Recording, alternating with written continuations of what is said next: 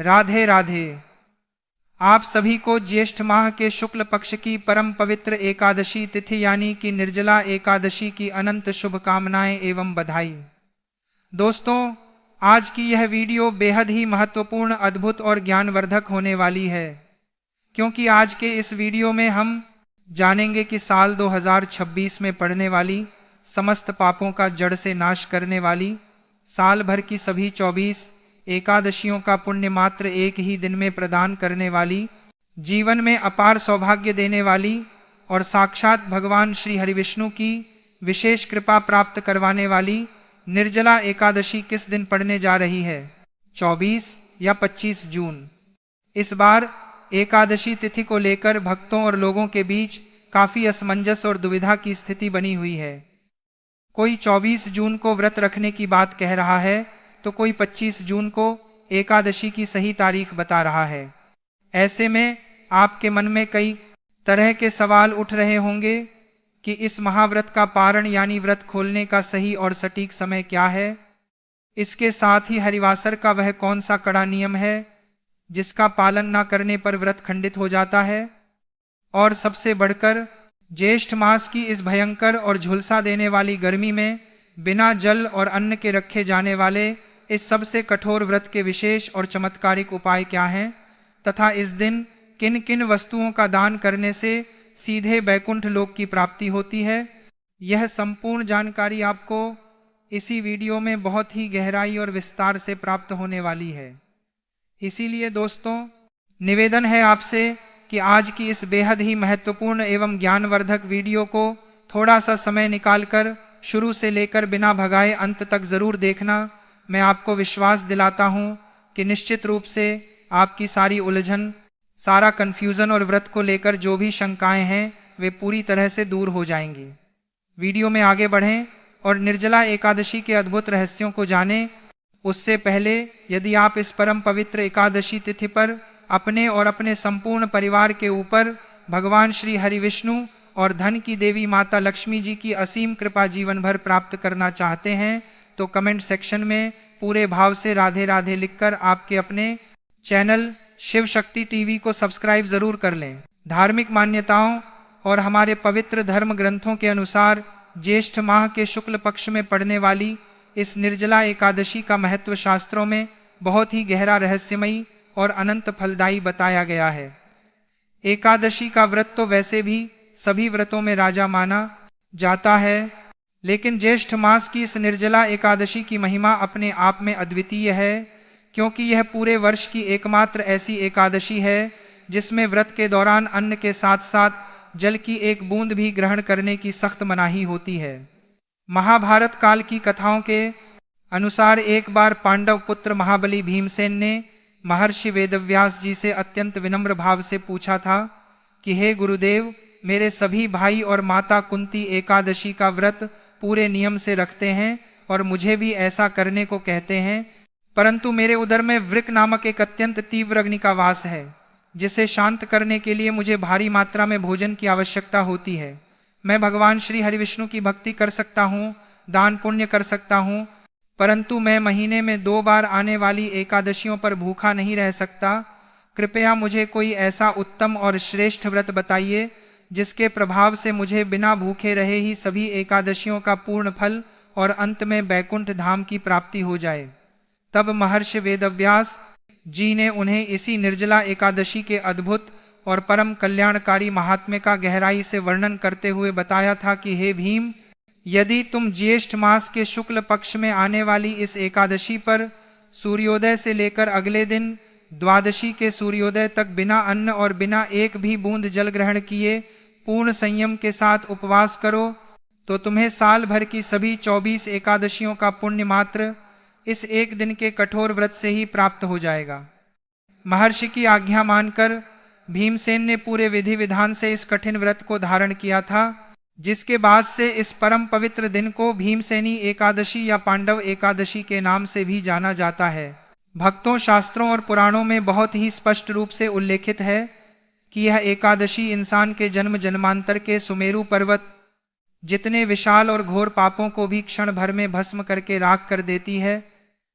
जो भी व्यक्ति इस व्रत को सच्ची निष्ठापूर्ण श्रद्धा और नियम के साथ रखता है, उसे कई वर्षों तक कठिन तीर्थाटन करने, प्यासों के लिए कुएं या बड़े बड़े तालाब खुदवाने और महान यज्ञ करने से भी हजारों गुना अधिक पुण्य की अत्यंत सहजता से प्राप्ति हो जाती है। एकादशी के नियमों की बात करें तो आहार और आचरण में कठोर संयम अत्यंत आवश्यक है। धर्म ग्रंथों में स्पष्ट रूप से बताया गया है कि एकादशी तिथि पूर्ण रूप से भगवान श्री हरि विष्णु को समर्पित व्रत तिथि है। पद्म पुराण तथा स्कंद पुराण में एकादशी के दिन चावल के सेवन को महापाप की श्रेणी में रखा गया है। शास्त्रीय मान्यता है कि एकादशी के दिन चावल में पाप तत्व का वास होता है, इसीलिए चावल या चावल से बना कोई भी पदार्थ इस दिन भूलकर भी ग्रहण नहीं किया जाता। चाहे आप व्रत रहें या ना रहें, निर्जला एकादशी के दिन घर में गलती से भी चावल ना बनाएं और ना ही किसी को परोसें। इस एकादशी का मूल तत्व आत्मा की पवित्रता और संकल्प की शक्ति है। इस दिन किसी भी प्रकार का क्रोध, लोभ, हिंसा और दूसरों की चुगली या निंदा करना सर्वथा वर्जित माना गया है।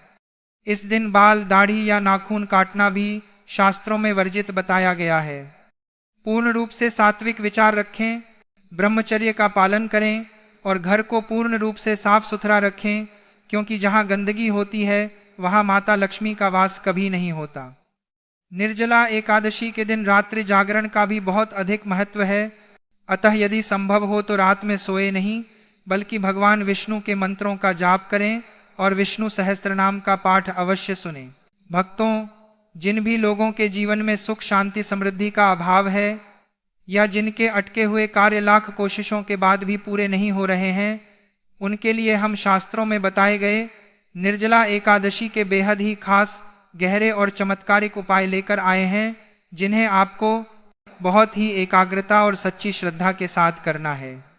सबसे पहले बात करते हैं इस दिन किए जाने वाले महादान की। उपाय और दान के तौर पर निर्जला एकादशी के दिन चूंकि ज्येष्ठ मास की भयंकर और चिलचिलाती गर्मी पड़ती है, इसलिए इस दिन जल का दान करना तीनों लोकों में सबसे बड़ा महादान माना गया है। आप इस दिन एक नया मिट्टी का घड़ा या कलश लें, उसे साफ और शुद्ध जल से पूरा भर दें। उस जल के अंदर थोड़ी सी चीनी, मिश्री या गुड़ डाल दें ताकि वह मीठा हो जाए। फिर उस कलश को एक कोरे सफ़ेद कपड़े से ढककर उसके ऊपर कुछ दक्षिणा रखकर किसी योग्य और सात्विक ब्राह्मण को या किसी भी मंदिर में पूरे आदर भाव से दान कर दें।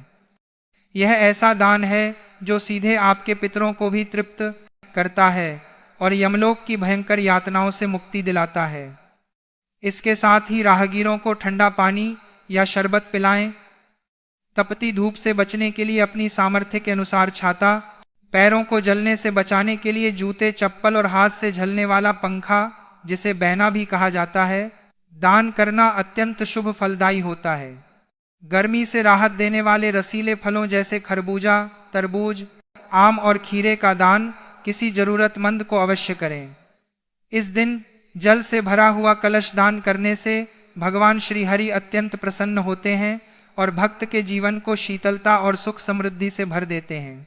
इसके अतिरिक्त जो लोग भयंकर आर्थिक तंगी से जूझ रहे हैं, जिनके घर में पैसा नहीं टिकता, वे निर्जला एकादशी के दिन संध्या के समय यानी जब सूर्यास्त हो जाए तब अपने घर के मुख्य द्वार पर और आंगन में विराजमान तुलसी माता के पास गाय के शुद्ध घी का एक एक दीपक अवश्य जलाएं।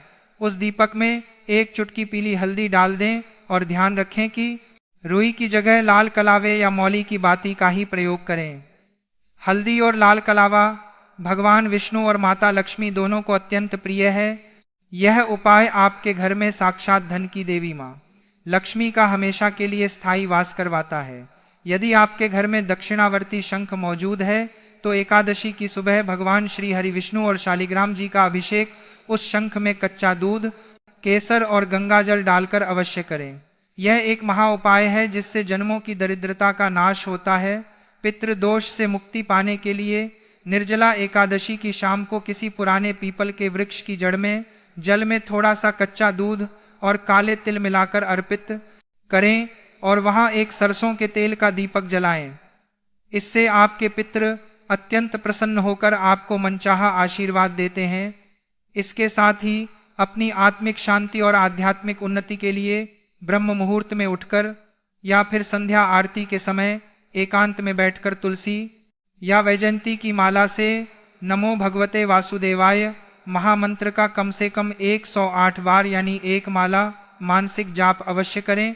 अब आते हैं वीडियो के उस सबसे महत्वपूर्ण हिस्से पर जिसका आप वीडियो की शुरुआत से ही बेसब्री से इंतजार कर रहे थे, यानी व्रत की सही तारीख और शुभ मुहूर्त का ज्ञान। वैदिक पंचांग और ज्योतिषीय गणना के अनुसार वर्ष 2026 में ज्येष्ठ मास के शुक्ल पक्ष की एकादशी तिथि का आरंभ 24 जून 2026 दिन बुधवार की शाम 6:12 से हो जाएगा और एकादशी तिथि का पूर्ण रूप से समापन अगले दिन 25 जून 2026 दिन गुरुवार की रात 8:09 पर होगा। हमारे सनातन हिंदू धर्म में हमेशा उदया तिथि को ही प्रधान और सर्वमान्य माना जाता है, यानी जिस तिथि में भगवान सूर्यदेव का उदय होता है उसी दिन उस तिथि का मुख्य व्रत रखा जाता है।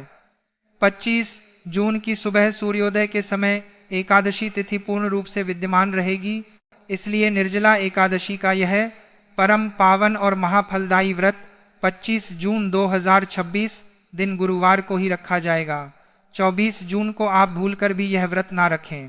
भक्तों, कोई भी एकादशी का व्रत तब तक पूर्ण और सफल नहीं माना जाता जब तक उसका शास्त्रों में बताए गए विधि विधान से और बिल्कुल सही समय पर पारण यानी व्रत खोला ना जाए। एकादशी के पारण में सबसे महत्वपूर्ण होता है हरिवासर का ज्ञान होना। अब आप सोचेंगे कि यह हरिवासर क्या होता है, तो आपको बता दें कि द्वादशी तिथि यानी एकादशी के ठीक अगले दिन की जो कुल समयावधि होती है उसके पहले 1/4 यानी 25% भाग को हरिवासर कहा जाता है। हमारे धर्मशास्त्रों और पुराणों का अत्यंत सख्त और कड़ा नियम है कि हरिवासर के समय एकादशी का पारण करना महापाप के समान है और यदि कोई अज्ञानतावश ऐसा कर लेता है तो उससे व्रत का सारा अर्जित पुण्य उसी क्षण नष्ट हो जाता है और व्रत पूरी तरह से खंडित माना जाता है। इसलिए हमेशा यह ध्यान रखें कि जब हरिवासर का समय पूरी तरह से समाप्त हो जाए उसके बाद ही व्रत खोलना चाहिए। निर्जला एकादशी के व्रत का पारण 26 जून 2026 दिन शुक्रवार को किया जाएगा, जिसका सबसे शुभ और सटीक समय सुबह 5:25 से लेकर सुबह 8:13 के बीच रहेगा। आपको इसी समय अंतराल के भीतर अपना व्रत खोल लेना है। पारण करने का भी एक विधान है।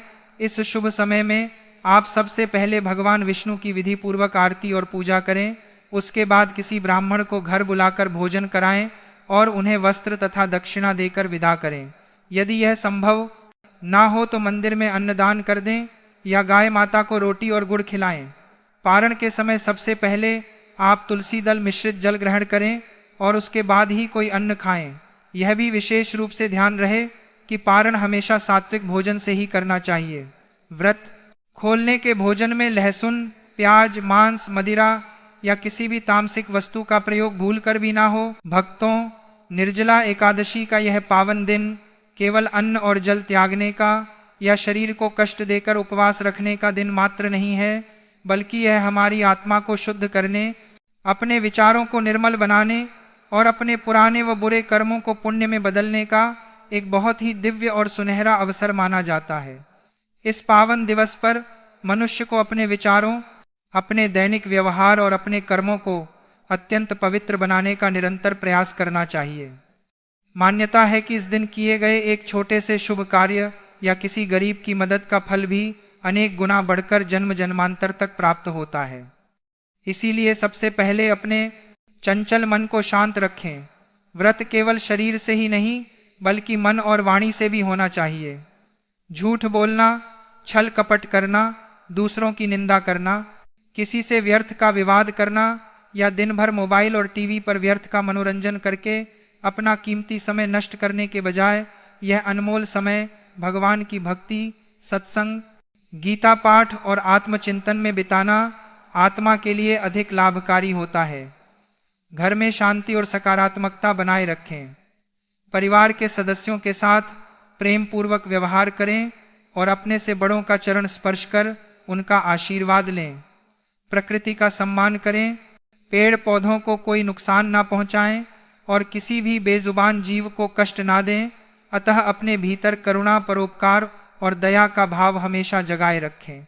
एकादशी हमें यही परम ज्ञान सिखाती है कि भगवान की सच्ची पूजा और भक्ति किसी बाहरी आडंबर, महंगे चढ़ावे या दिखावे में नहीं, बल्कि हमारे अंतःकरण की पवित्रता, हमारे हृदय की सरलता और निष्कपट भाव में छिपी हुई है। जब आप अपने अहम को त्याग कर भगवान को सच्चे मन और अश्रुपूर्ण नेत्रों से पुकारेंगे, तभी इस कठोर निर्जला व्रत का वास्तविक और पूर्ण फल आपको प्राप्त होगा और भगवान श्री हरिविष्णु आपके सारे दुख हर लेंगे। आशा करते हैं कि शिव शक्ति टीवी द्वारा दी गई यह अत्यंत गहरी और शास्त्रीय जानकारी आपके जीवन और आपके व्रत के लिए अत्यंत लाभकारी सिद्ध होगी।